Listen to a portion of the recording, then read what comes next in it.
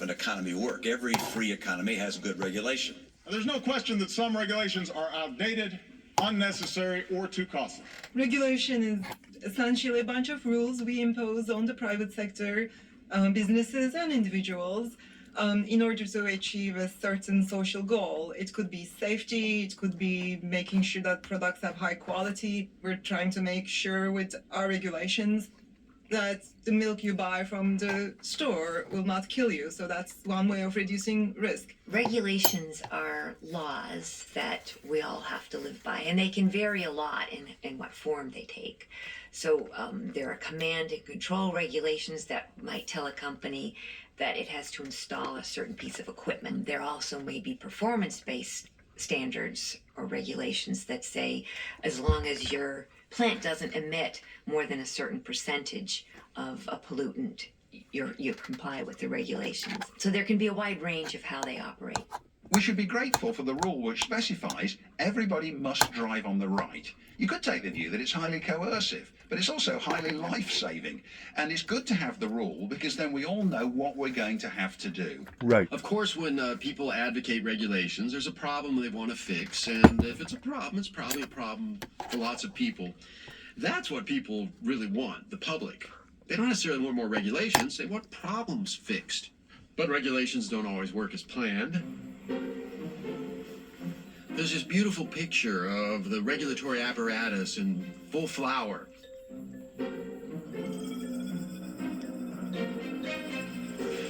And it has good intentions, and it gets this detailed yet universal information about the external world.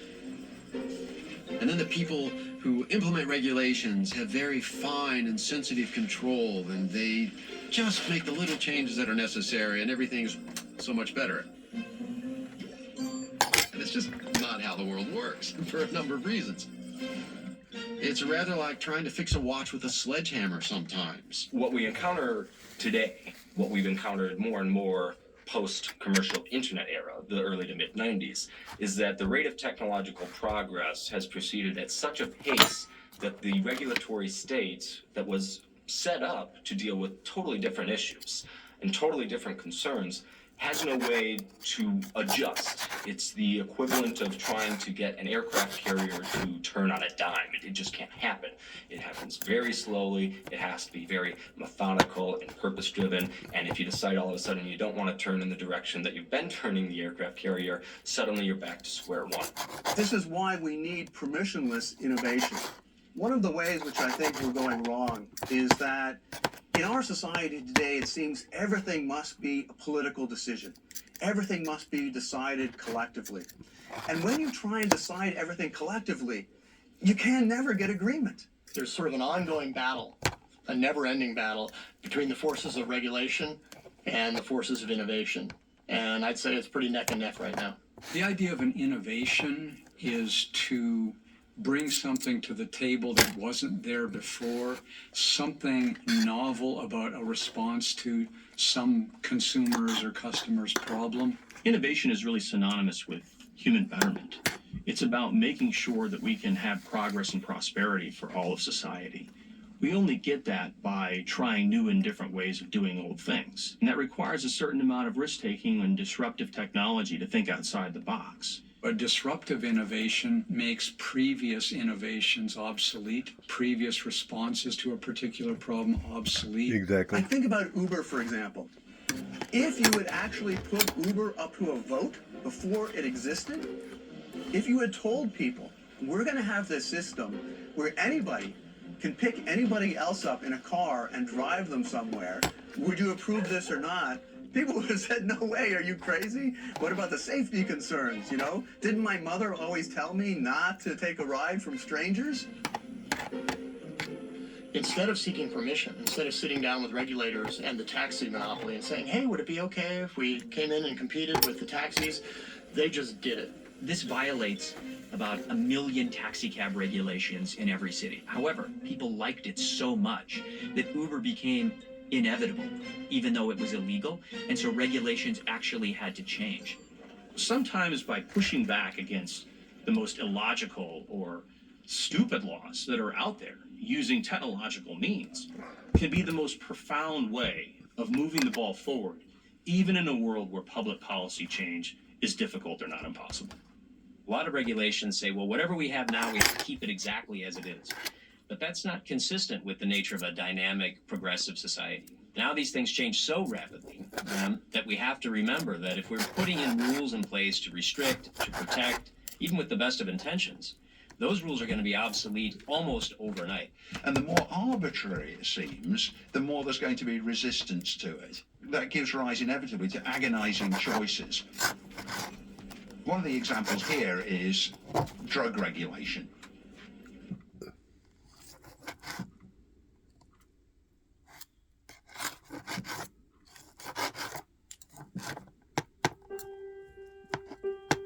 What do you want?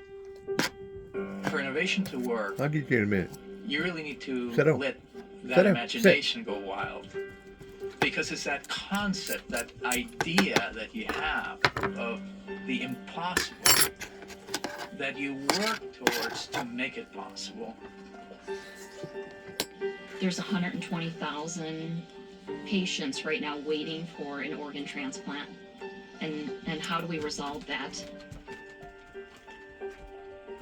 Well, there's got to be another way to give them organs because we don't have enough donors.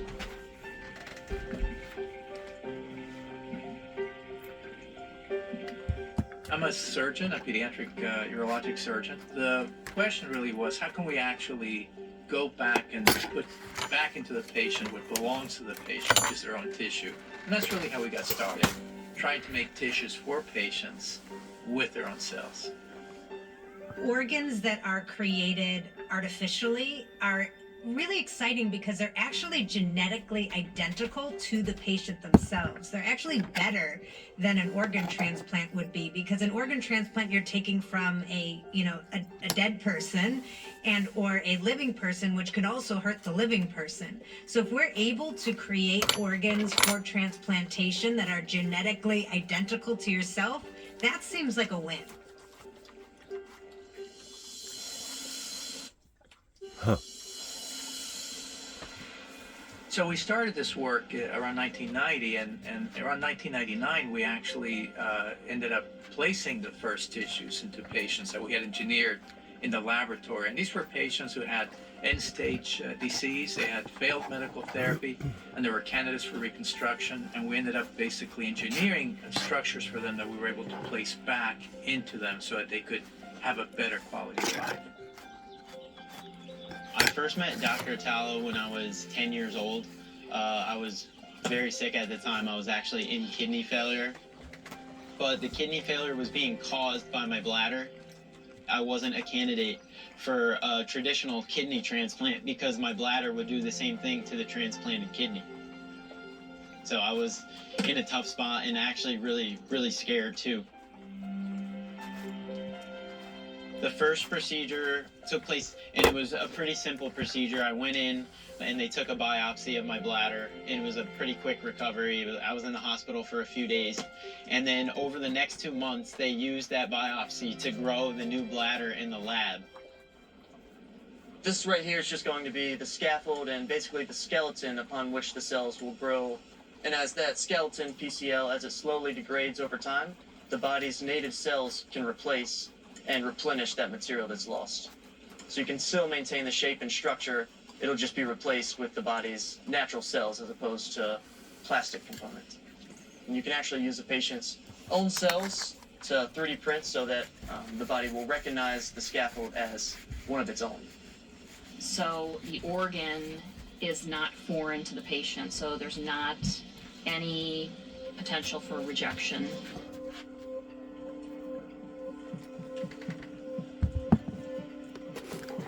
So today we're changing the media on a tissue-engineered urethra. So we've seeded the scaffold several days ago, and it's starting to mature in the bioreactor.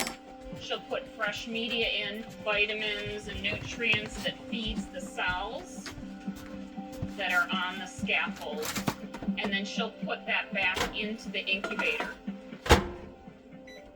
Leading into the surgery, I wasn't really sure what was going to happen with my life. It was looking like for a period of time I may have to live my life on dialysis. By the time I got to high school, I was able to, have a good career as a wrestler and, finish out high school well and go on to college.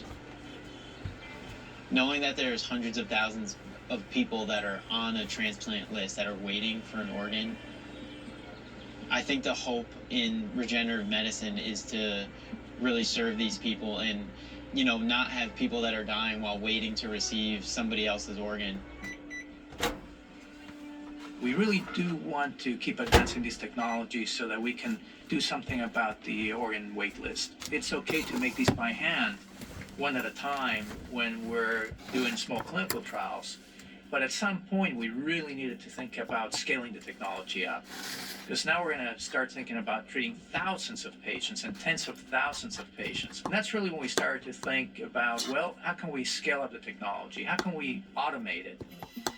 Bioprinting isn't to clinic yet. Historically, the printing work that was done at the Institute was with an inkjet printer. So I think that's going to give everybody a good vision of what a 3D printer is. So we took where you would put the ink in the printer and we replaced that with cells. And we could print organs and tissues. So a 3D printer is structured to be able to print directly on a patient. So if there's a burn or skin injury, we have a prototype that prints directly onto the body.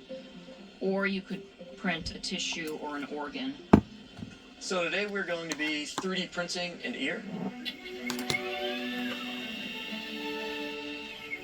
So this is kind of our test printer. We're going to be printing out the ear to make sure that the dimensions and structure look good. So we've taken an MRI scan of a patient who has lost his right ear. We took an MRI of his left ear. We're going to be reflecting that, taking the mirror image. That's been processed through our software and turned into a code that our 3D printer can print. So today we're not using biological material. If we were, we'd be having multiple syringes here. But this right here is just going to be the scaffold and basically the skeleton upon which the cells will grow. We've bioprinted bone. We've actually bioprinted a person's face with skin tissue. So skin, bone, cartilage, hollow organs such as veins, arteries. I think that's about it. As we get towards automation of these products, and that's the goal, is to, be able to push a button and have the organ pop out the other side. I would say if we're able to take this as far as we want in regenerative medicine, having a bioprinter at every hospital, at every large clinical facility, where we could bioprint tissues, organs, structures that a patient needs on demand. That would really be a dream. And there's no waiting list for organs.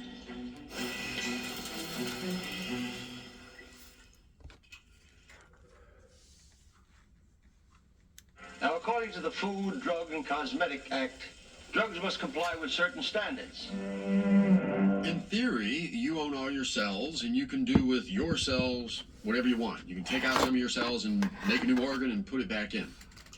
If you could do all that by yourself, then I don't suppose regulators would really have anything to say. But that's not how it works typically. There's usually other people involved, and when there's other people involved, then you're talking about relationships and transactions, and that gives regulators traction. So in the real world, whenever anybody wants to do this radical experimentation, they run into regulation pretty quickly. There are many definitions of science. But what does it mean to you? How does it affect how you and your family live? One kind of science that touches your daily life and is the foundation of everything we do at the Food and Drug Administration is called regulatory science. Regulatory science sounds complicated, but it's actually pretty straightforward. It's really about developing the knowledge, tools, standards, and approaches that will help us do our job better. Thanks to regulatory science at FDA, you can expect that the drugs your doctor prescribes or the contact lenses you wear are as safe and effective as you expect them to be. At Public Citizen, what we've seen is that the FDA process is actually too fast, resulting in either intended or unintended consequences that hurt patients. We see many drugs that the FDA is not adequately testing. The FDA is expanding a recall of a popular blood pressure drug over concern it may contain an unwanted ingredient that can cause cancer. Formerly used in the production of rocket fuel. Rocket fuel. Now, there may be other instances in which the FDA approval process certainly will take time, and that will slow down the ability for experimentation when it comes to growing organs or other cutting-edge medical technologies. Generally, there are 3 phases to a clinical trial in humans. Phase 1 emphasizes safety and typically includes 20 to 80 healthy volunteers. Phase 2 emphasizes effectiveness and typically includes hundreds of patients with a certain disease or condition. Phase 3 typically includes thousands of patients and is used to gather more information about the safety and effectiveness in different populations and different doses. We've got to make sure that the clinical trials take place, or else we might get into a horrible situation, such as happened with thalidomide.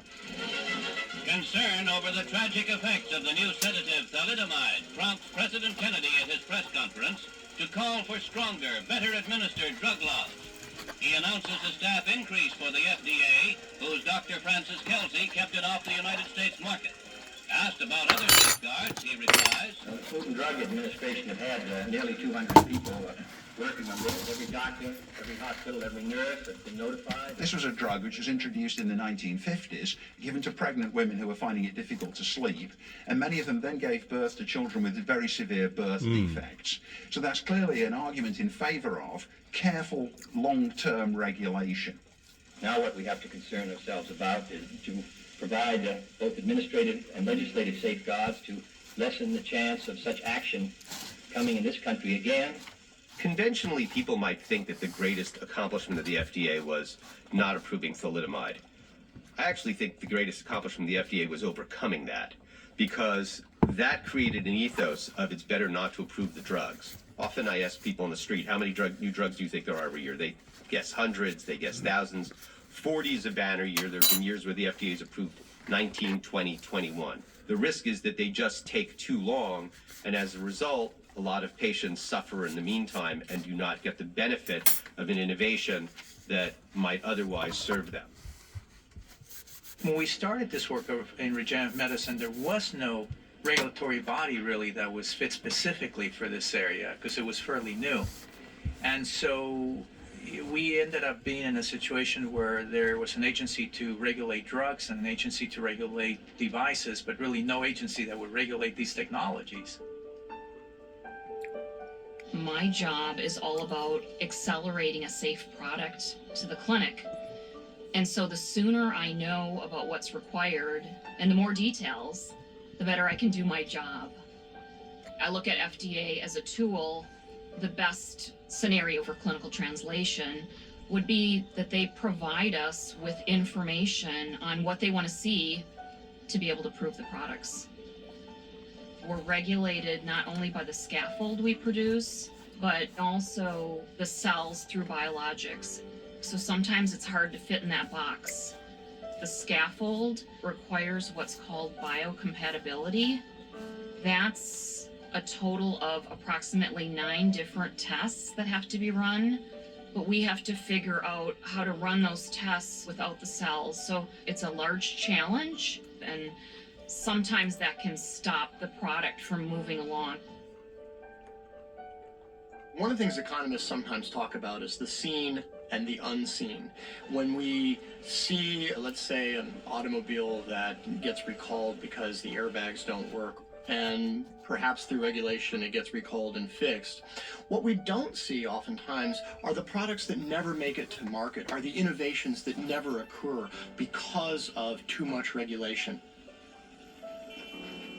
The FDA often approaches really new things very, very slowly, very carefully, and without the degree of urgency that patients might want.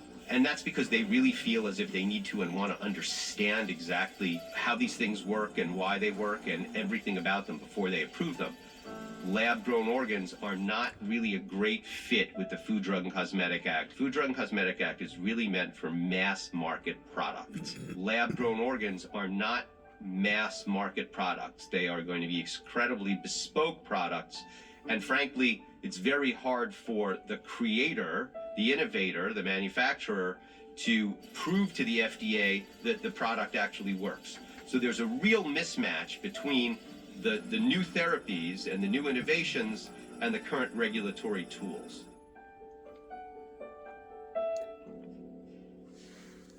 When it comes to these types of issues with medical organs or the FDA's delays on new types of medication, the timeline to getting these types of developments to market has a cost associated with it. And oftentimes the cost is the death of the patient. If you are suffering from cirrhosis of the liver and your liver is going to fail in the next 3 months, and you could try an experimentally lab-grown liver, but the regulatory approval will take 9 months. Why not waive the regulatory approval and allow that person to have the new liver sometime within the terminal period of that 3 months? And that's the type of thing that the regulatory system, I think, should be flexible enough to experiment with. In the 1980s, in response to the HIV/AIDS crisis, so many people were dying prematurely of AIDS that as new drugs came on the market, in certain cases, HIV patients volunteered to take them sooner in the hope that it might have a life-saving effect. So there are clearly two social goods being balanced there. One, the overall health of the society, which suggests long-term testing, and the other, the immediate survivability of a particular patient group who need it now if they're going to be able to live at all. Very, very difficult problem, and you can see why reasonable people disagree. I want to make a comment. That's one thing that Donald Trump has tried to do, and I think his intentions was deemed to be well, of the fact that so many regulations in all these different departments is actually counteracting that in which what it's supposed to be doing, which is supposed to be saving lives, but instead of saving lives, it's actually letting lives die. And the only reason why that I've taken interest in this particular what's being said here is the fact of the matter is I have been in and out of hospitals all my life, and I know that if it wasn't for modern medical marvels of today, society would be in a whole lot worse shape today than what it ever thought about being even 200 years ago. I got to listening to a program the other night. It was on Coast to Coast, regarding this individual that basically done the same thing, but he was a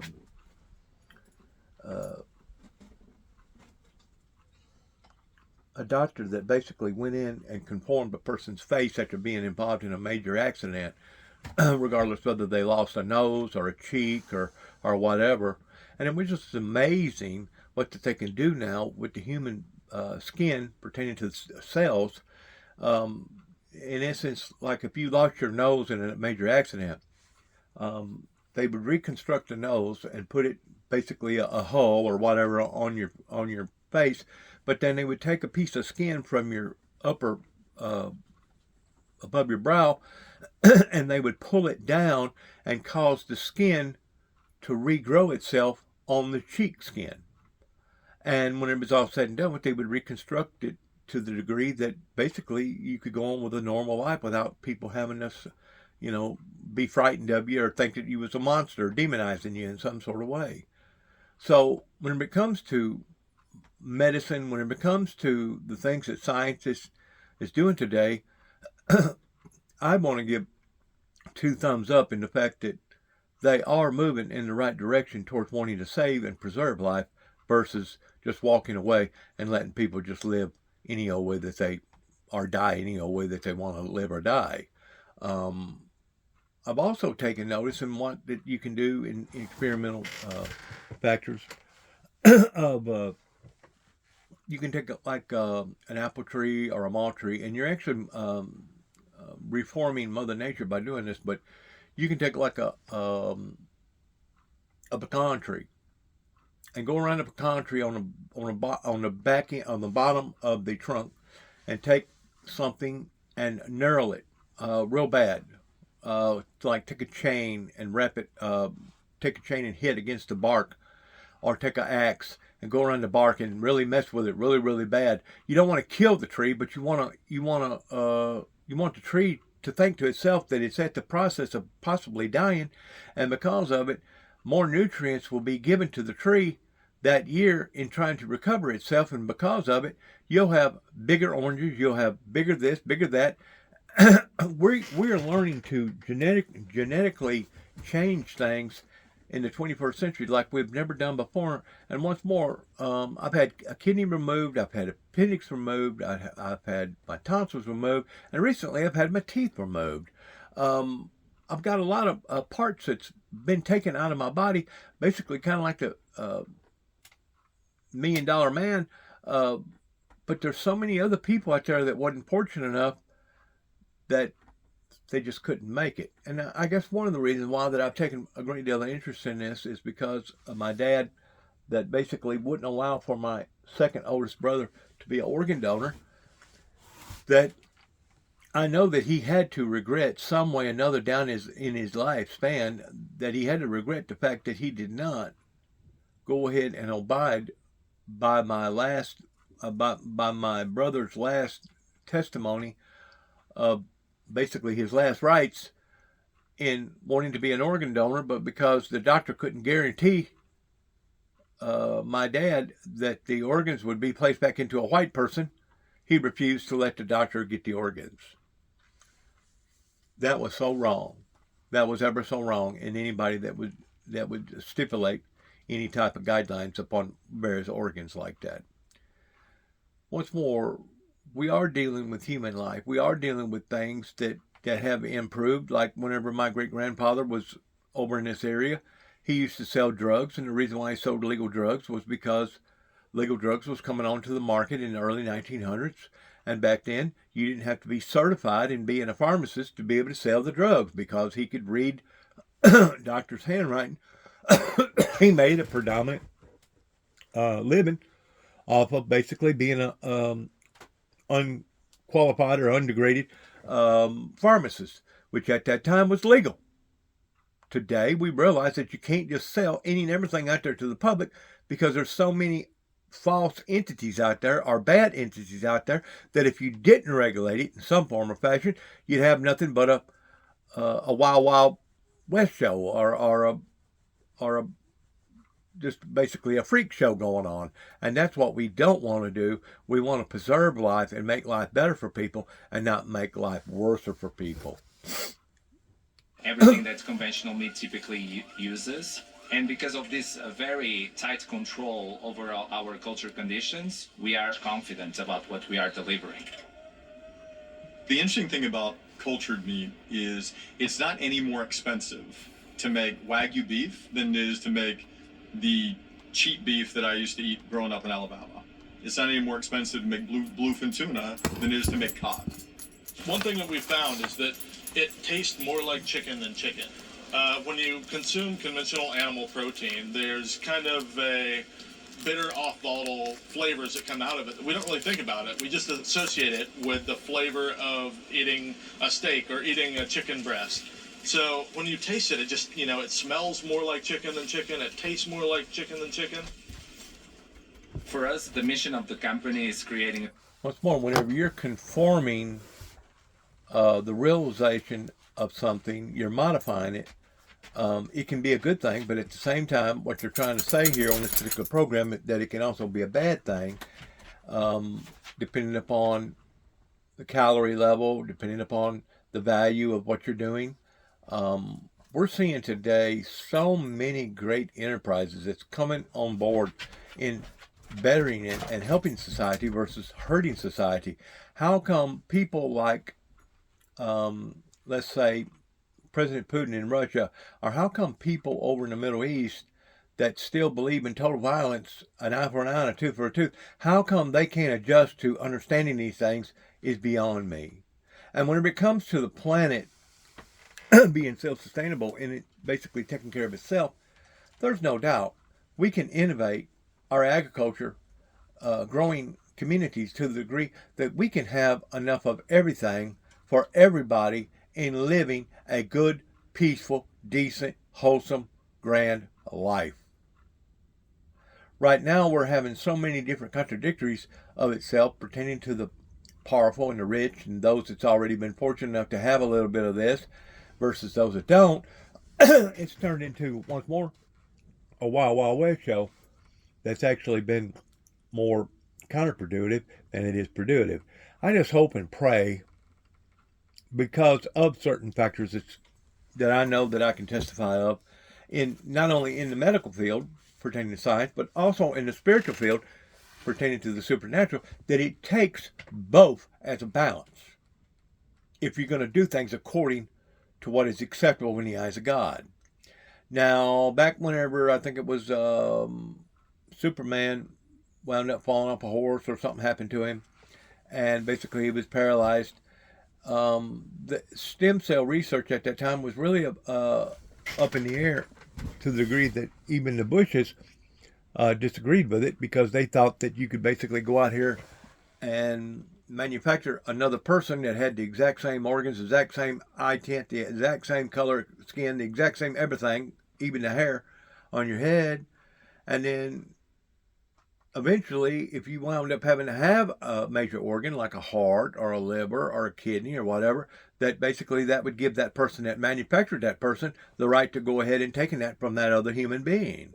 So basically, that was the reason why the Bushes at that time disagreed with legalizing this type of engineering updated quality effects. And I've watched that video, I don't know, maybe 100 times, and every single time when Ian comes into the frame, I still get a cold chill. I mean, it's so surreal, and I was there, and it's giving me a cold chill right now thinking about it. We found a way to create good without causing death. The single biggest limiting step, it's not the technology, it's not the funding, it's not the work ethic, I don't think it's even the consumer adoption. It's regulatory. Or too much regulatory. Right now, pepperoni pizza is regulated by the Department of Agriculture, whereas cheese pizza is regulated by the FDA. And something like clean meat, it really does fall into a regulatory netherworld, a regulatory purgatory, because on the one hand, it's meat chemically, and so that's historically what the U.S. Department of Agriculture has done. And on the other hand, the U.S. Department of Agriculture came in to really regulate slaughterhouses, meat that is produced from, let's just say, natural animals. And the FDA is more adept at things that are generated in labs and are better at the chemistry.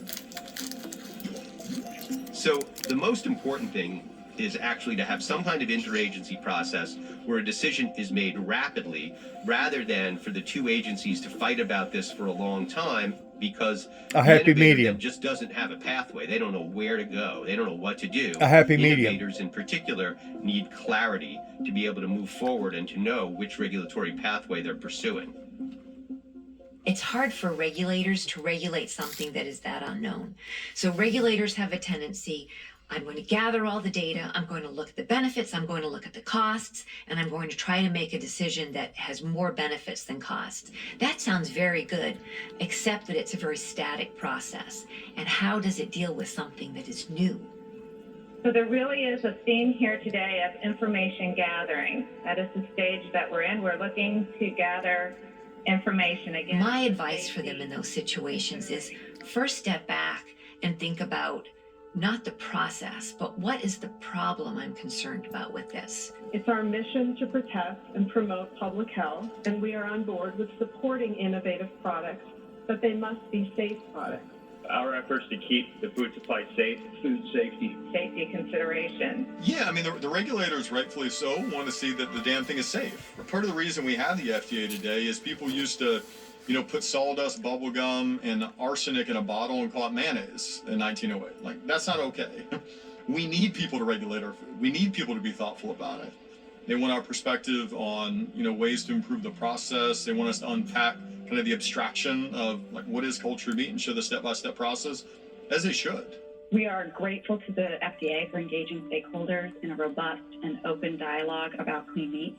A clean meat facility will be similar to what the FDA sees every day in both biologics and food processing plants. The finished product is meat. Real, familiar, delicious meat like the kind consumers eat right now. You need to, test a drug, a new compound, right, with people for many decades. This is not a new compound. It's the same compound. The only difference is you didn't need to, have a big factory farm to kill animals in. I'm going to take a little different approach.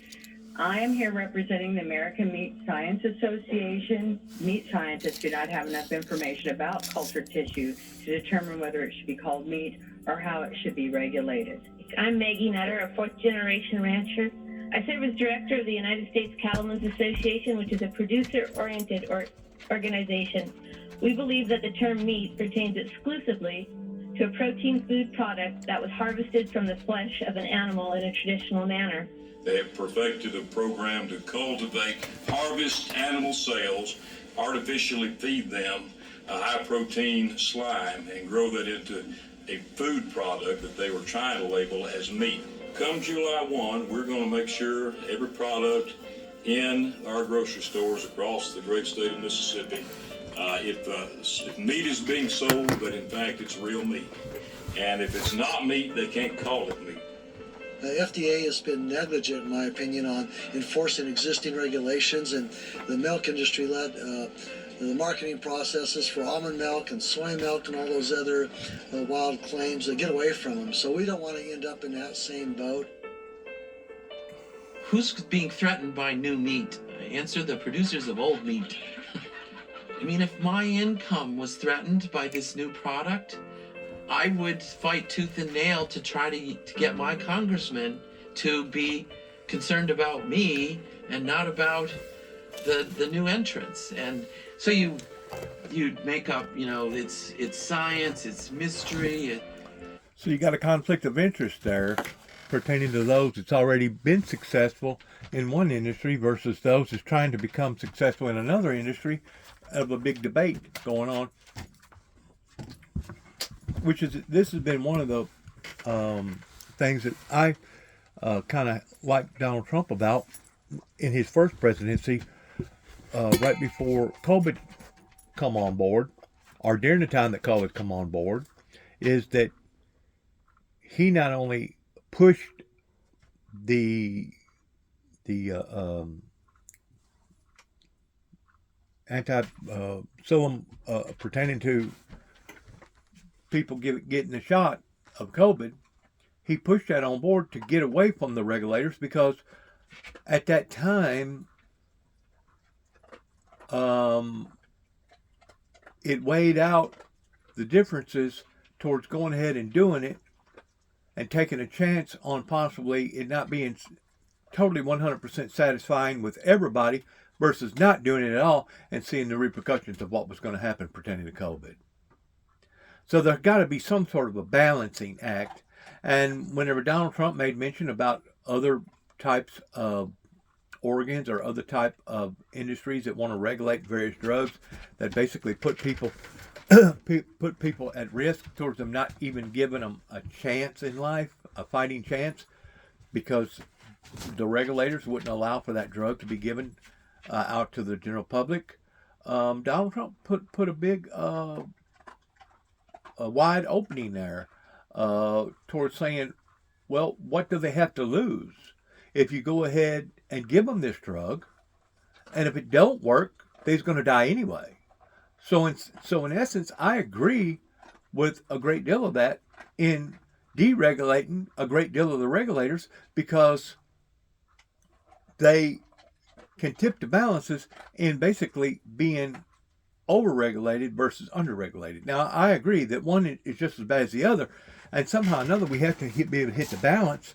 It's kind of like right now with all the carbon dioxide going up into the atmosphere, us burning all the fossil fuels, contaminating and breaking down the ozone layer, and taking oil, distracting precious resources out of the ground. There has to be some sort of balance in identifying that maybe, no, everybody can't drive a hybrid or a battery power automobile, because there are certain things out there that you have to have that kind of horsepower for, while at the same time you got people that's wasting gas, wasting our breathing air by putting carbon dioxide up into the air that could have been driving something a whole lot more effective, or even a battery car or a hybrid or some other kind of vehicle.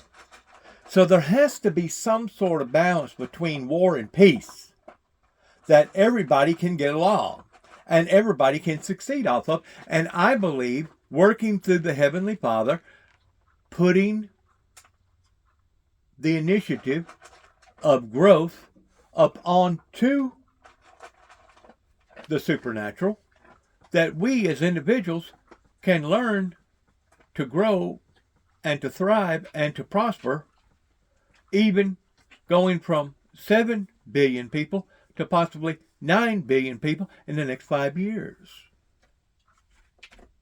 There has to be innovative thinking. There has to be balance. There has to be some way or another of striking between the two lines and still not compromising, but making things best for us all.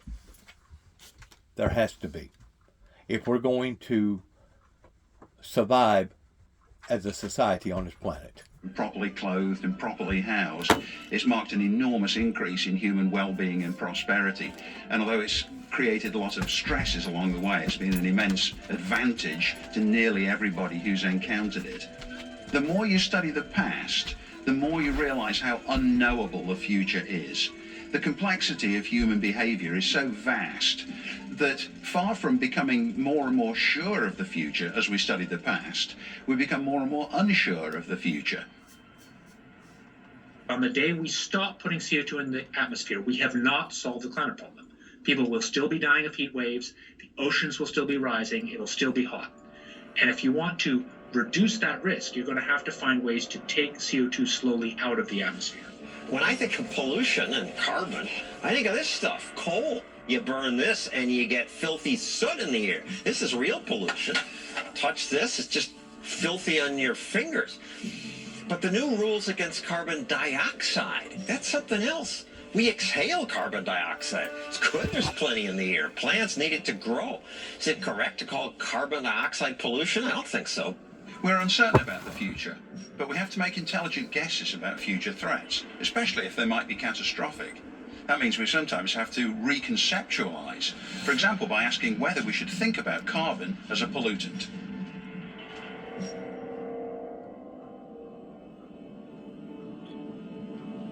Phoenix, Arizona. I've been there now 3 different times in my life. The world has blown its carbon budget. We have taken so much carbon from underground and put it in the atmosphere.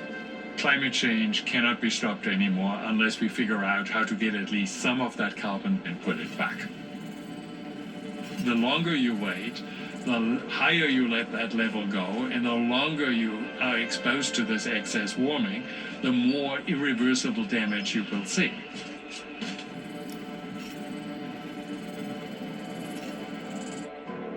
So our goal here is to develop technologies at an affordable cost, which allow us to take CO2 back out of the atmosphere and do something with it. And they have succeeded in doing that on a certain level, but at the same time, because of the regulators, they're not going to allow for them to go forward with that new innovation. You know, it was Al Gore during him running for presidency, after him being vice president for I believe 8 years during Clinton's administration.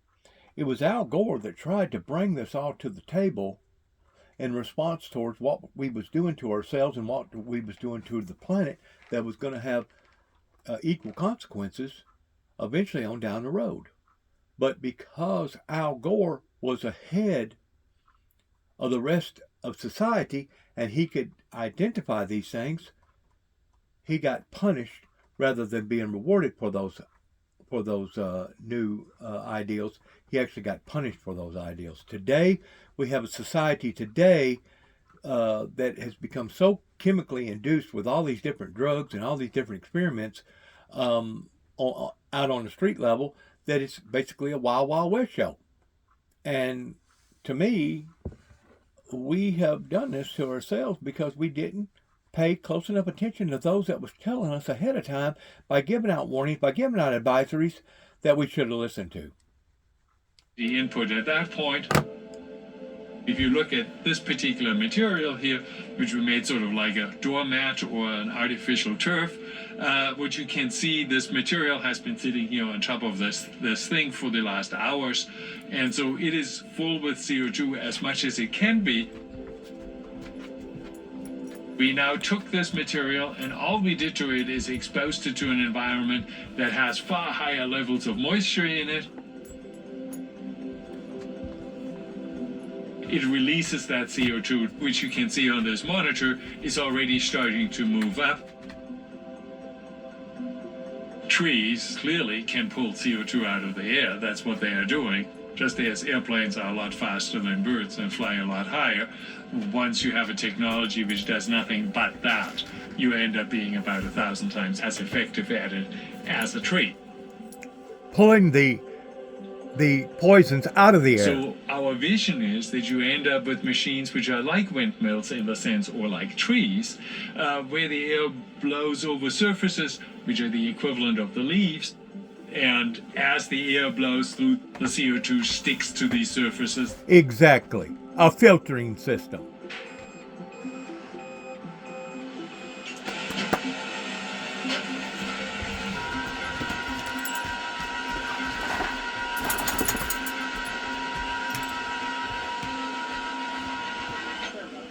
So Klaus and I have a working relationship that's a little different, but seems to work very well. I like to think of it as he's the brains and I'm the wrench. He's the theoretical guy, and I pretty much put the bits and pieces together and make things go. What we're really talking about today is this large panel device that you see with the three panels of leafed materials. That, along with the cylinders that are behind me, form a direct air capture system. We have a lovely breeze here today, and if I had my infrared thermometer out, we could take a look at this side of the panel, and it would register a cooler temperature than on the other side, which is the upwind side. And the reason is because the water is evaporating off those panels, and that's cooling the panels. So we can just let the normal breezes that we have here today dry that material just like you would a bed sheet on a clothesline, and at the same time collect CO2 virtually at no cost, because we're not having fans blow the air, we're not using pumps, we're not doing anything, we're just hanging it out there to dry. That's right. Well, as that water is being evaporated away, the CO2 in the air that's coming through that filter is being collected by all those little sheets of membrane material. And so that will continue to dry, and once those two temperatures are the same, and it means we're not drying anymore, so it's fully loaded, we lower that sail into the box, and we can make it wet. We flood that box with water and drain it back, and then it will off-gas all that CO2. And so it comes off at a much higher concentration than it is in the atmosphere. That gas will blow through these ducts, and we will refine it through this machine over here. The product will be pure CO2 gas, and that gas is available for sequestration in the ground, where it will be permanently stored away forever, and that becomes a way to deal with CO2 emissions in the atmosphere. I believe that in the long term, mass manufacturing wins out. So I actually suspect that as time goes on, that we make smaller things which are factory produced, mass producible, and sort of fit into a shipping container. That said, if you have a container which can collect 1 ton a day and you need 100 million of them, on the grand scheme of things, that is still a lot. On the other hand, we found parking spots for 1 billion cars. So a scale of 100 million is achievable and manageable because the planet is a big place. But at the end of the day, if we can't figure out how to do this, we can't shrug our shoulders and say, okay, it ends up in the atmosphere. We actually need regulations which say you cannot do that. The Congress is considering a law that would require industries in the eastern United States to reduce pollution to help cut down on acid rain. When George H.W. Bush instituted a system to charge for emissions that were causing acid rain, everybody said, well, you can't do that. That's going to ruin business. And it turned out it was smoother, faster, quicker. Every time we've made a decision, you know what, we're going to have clean air. The predictions were everything would fall apart. And lo and behold, turns out that American innovation makes getting clean air a lot less expensive than people expected, and it happens a lot faster than expected. Environmental regulation can actually stimulate innovation. In regulations that are now considered to be, kind of bread and butter, common sense, regulatory protections. In many instances, Congress passing legislation led to regulations that created new markets for either safer products or products that would not have otherwise been incentivized if it wasn't for regulation. There are better ways to create regulations and there's worse ways to create regulations. Generally speaking, you want to have a regulatory framework that permits innovation, that permits the best technology to get to the market. What that means is you don't want regulators picking specific technology. This is how we're going to meet our goals. We're going to double down on solar power. We're going to double down on wind power. We're going to invest more heavily in biofuels. We're going to figure out battery technologies. You have this patchwork of regulation that isn't at all suited to even a national problem, say nothing about a worldwide problem. And that's why a lot of economists would prefer a simple carbon tax. It's silly to have the government worrying about whether we should subsidize electric vehicles or solar panels. The market will sort that out if you just tax it when it comes out and subsidize it when it goes back in. This is actually in many ways fairly straightforward because you have a waste management problem. Basically, the moment the carbon comes out of the ground, you should be obligated to put an equal amount of carbon back underground. If you do it in this form, nobody is actually particularly advantaged. If you are in renewable energy, you can say, look, I don't have the problem, so it's cheaper to do it my way because I avoided that cost in the first place. You can say, well, but my fossil fuel was so cheap that it was worth it, and I'll put the carbon away. There's a beautiful simplicity to that. That's probably why it will never be adopted by Congress. The regulators do what they're authorized to do by legislation. They're not autonomous. They don't get to pick a problem and go out and solve it. Congress first has to pass legislation to authorize an agency to issue regulations. And too often, the regulatory apparatus or Congress gets used for private gain instead of public benefit. And I think we have to be wary of that. The question is, in the real world, when we design the system, how much mischief would there be? In a classroom like I teach, I would say, yeah, we could figure out how to create a market for sequestration and make it work on the blackboard. That's not hard. In the real world, it would have complications in it that would probably make you hold your nose and say, wow, this is kind of weaselly. The problem with it that I see, because I've been in Washington a long time, is all the ways that it could go wrong. And as soon as you have something like that, then you have the rent seekers, the bootleggers, looking for ways to make it work to their advantage. Voters aren't that organized, lobbyists are. The lobbyists would try to make sure that whatever it is they were doing, regardless of its environmental effects, would somehow get in on the game. People already are at the trough. We have to understand that and recognize that people in government are no more altruistic or virtuous or omniscient than people who work in the private sector. There's obviously a very intricate dance going on in Washington between the congressmen and senators on the one hand and the lobbyists and the voters. Congress is trying to figure out who's to blame for the collapse of Solyndra. the solar panel company that filed for bankruptcy last week after running through more than $500 million of taxpayer stimulus money. We identified 11 $500 green energy million companies besides wasted. Solyndra that together got billions of tax dollars, then declared bankruptcy or are suffering other serious financial issues. Most surprising, perhaps, is how bad off the government knew some of those investments were before committing all that money. Take Beacon Power, a green energy storage company. Documents obtained by CBS News show Standard & Poor's had confidentially given the project a dismal outlook of CCC+. This level of bond has about a 70% chance of failing in the long term. Nevada Geothermal, a home state project personally endorsed by Senate Majority Leader Harry Reid, was already having trouble paying the bills when it received $98.5 million in Energy Department loan guarantees. In your testimony, you expressed support for advancing America's coal industry through innovative clean coal technologies. The department proposes in its budget, however, to cut funding for carbon capture, utilization, and storage research and development by about 80%.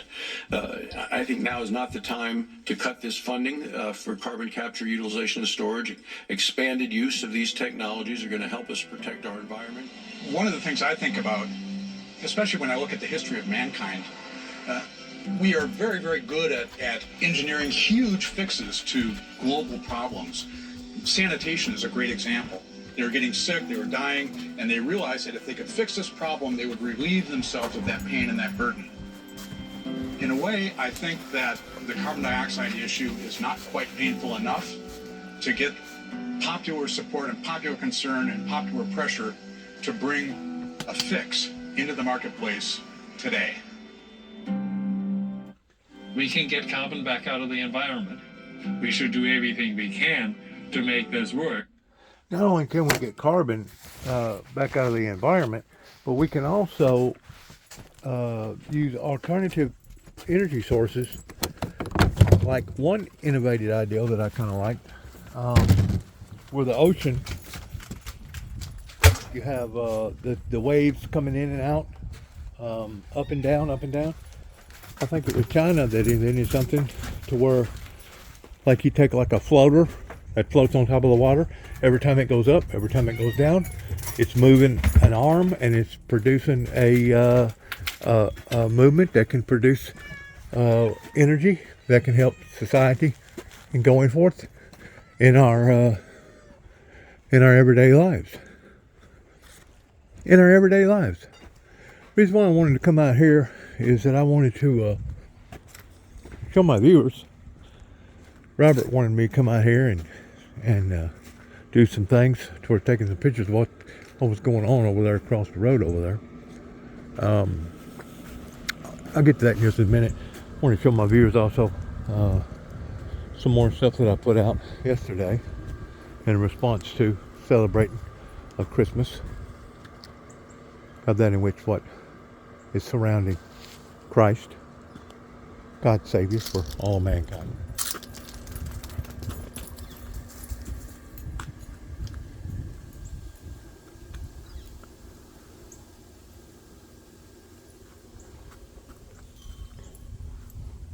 I haven't yet got my lights up on my bar, and I was going to put lights on the little tree that I planted. I guess about 8 years ago, I planted that tree right there. This tree right here was already here, which I think is more of a bush than it is a tree.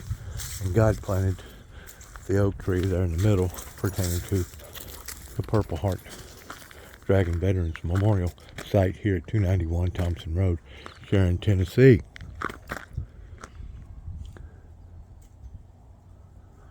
Trying to celebrate Christmas in the right format that Christ intended for us to celebrate Christmas off of, because of that in which what God was willing to give to humanity, because God realized that humanity had pitfalls and had weaknesses and had areas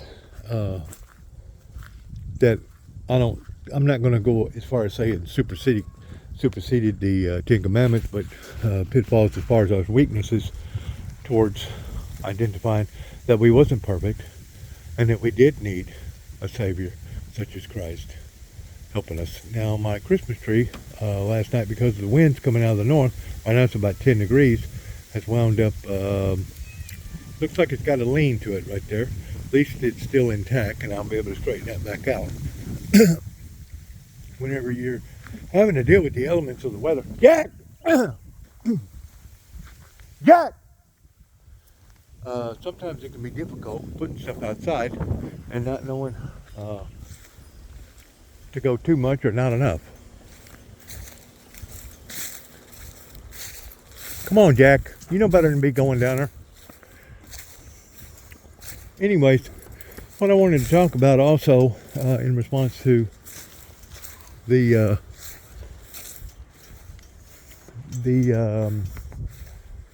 ideal that was just presented while I was listening to them is the fact that we must learn how to grow and basically evolve if we're going to be a survival on this planet. In response to what they're doing over here, this is land management control pertaining to conservation that they've come in and done a remarkable job on. I told Robert, I said, Robert, if my grandparents was living right now, they'd be jumping up and down pertaining to what y'all got going on out here. They built a big levee right here, and they put in a pipe right there pertaining to how that it takes the water in, and it's got full of holes on top. That way the water will be elevated in the sense of controlled water versus water that's just out of control.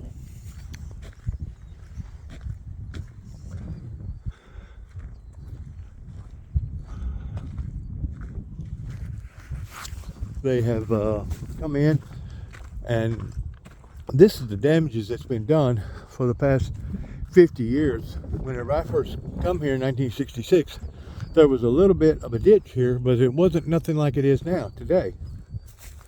You can actually go down on the far end, on the end towards Beach Ridge bottom down there, and there's a gully cut out every bit of 12 to 15 foot. That's all cut out by natural forces of nature. Wasn't done by machinery, it was done by nature.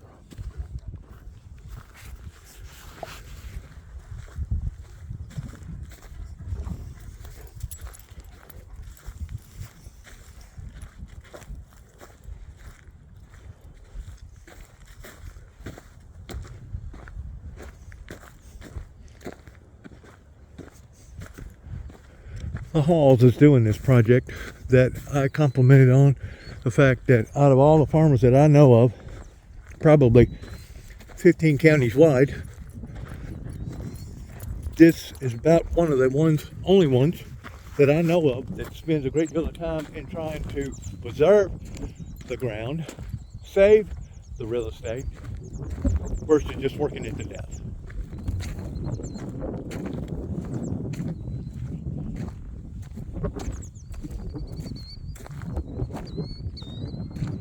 I think Robert said that they had to bring in probably about 7 or 8 more semi-truckloads of rock over here on this end that will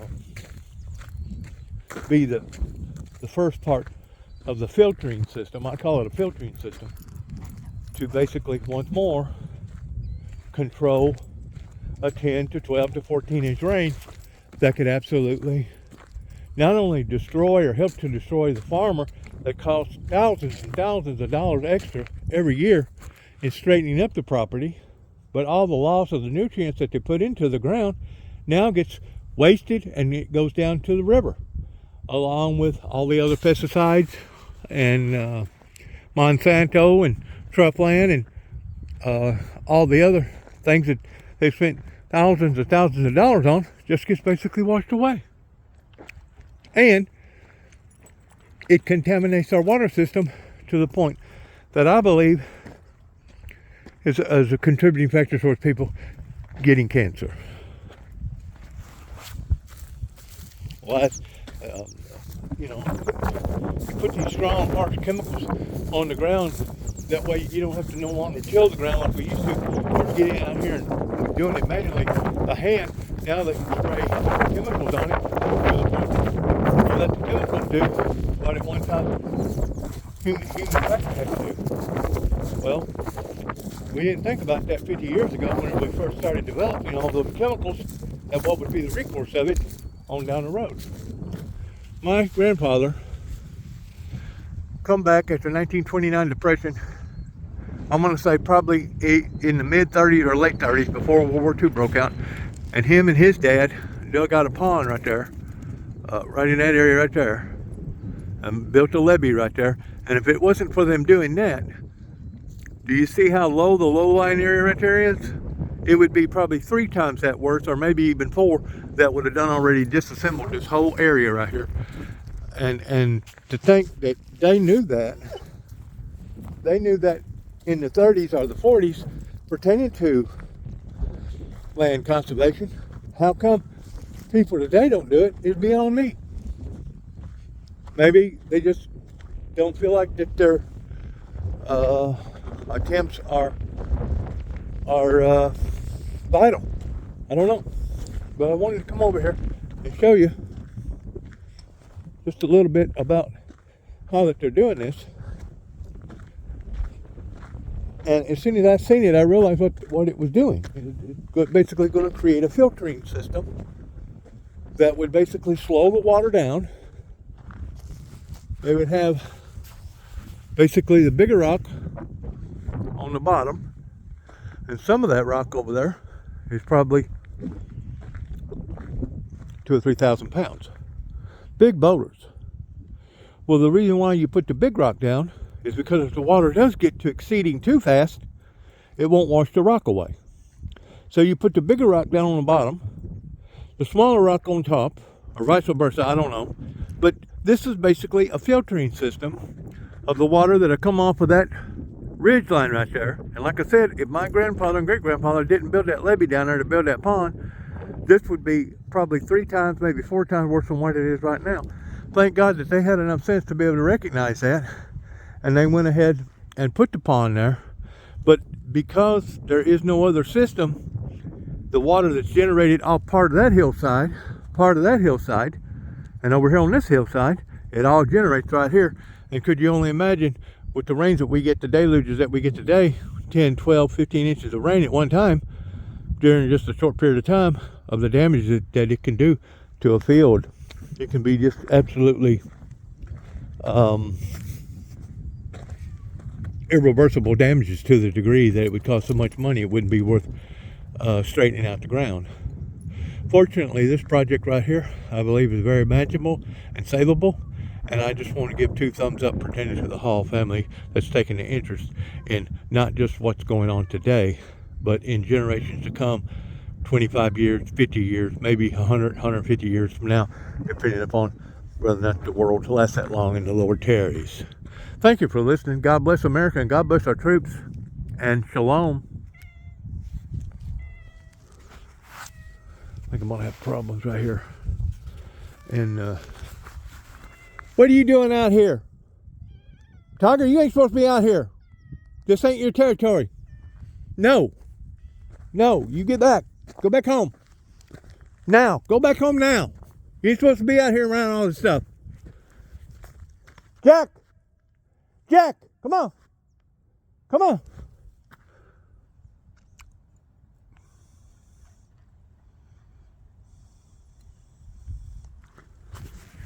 Come on, Jack. Get your tail over here, boy. Anyways, I'm gonna have trouble getting the phone off. Like I said, it's about, I don't know, 11, 12 degrees out there right now. I'm bundled up, and for some reason or other, I guess this way this phone is designed, it's got to have human touch to be able to control the off and on switch on the face of it. I just wanted to touch base and let my viewers know that there is a future. We do have hope. I mean, it's one thing to talk about peace, and it's another thing to actually implement it. To basically, Jack, leave the cat alone. It's one thing to be able to actually move in the direction towards either food or land conservation or the medical industry, that there is hope for the 7 right now billion people that's on the planet, that maybe 5-10 years from now we'll have another exceeding 1.5 to 2 billion people on the planet. Anyways, I just wanted to say thank you for listening. God bless, and God bless America. And I'm going to have to pull off my gloves here to be able to get this thing off.